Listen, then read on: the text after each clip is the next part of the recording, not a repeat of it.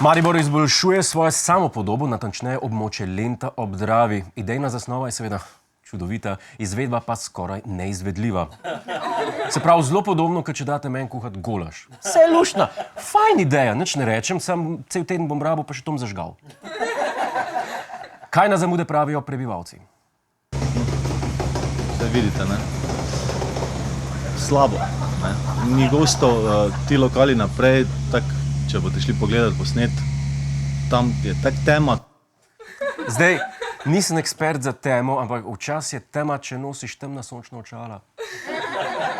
Ne vem, ampak se pa strinjam, da če se predstavlja datum, pa enkrat, pa naprej, pa še enkrat, pa se ne ve, kdaj neki bo, da ljudem malo pade mrak na oči. Kaj pravi župan? Zakaj so zamude? Bilo je veliko zamud najprej zaradi poznega pričetka dela, nekaj je bilo povezano z vremenom, nekaj pa, ker so si podjetja sledila tako, da so morala druga najprej nekaj opraviti. Tam smo gradili toplotno črpalko na področju Pristana, zato RGP ni mogel pravočasno nadaljevati z deli. A ja, pa Štajerci smo, to sem pozabil povedati.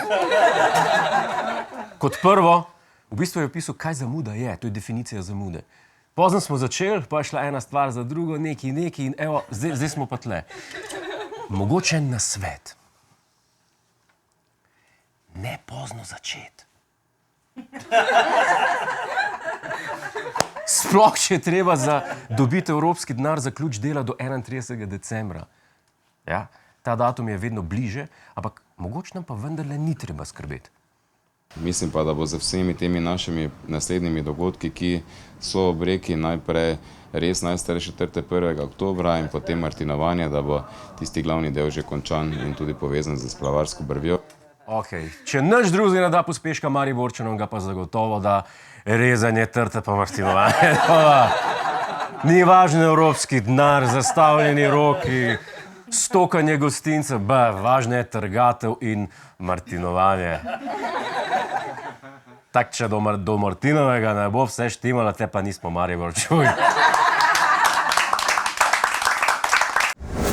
Hej, preden greš, klikni tukaj in se naroči na naš YouTube kanal, imamo pa tudi TikTok, Instagram in Facebook, tako da le urno.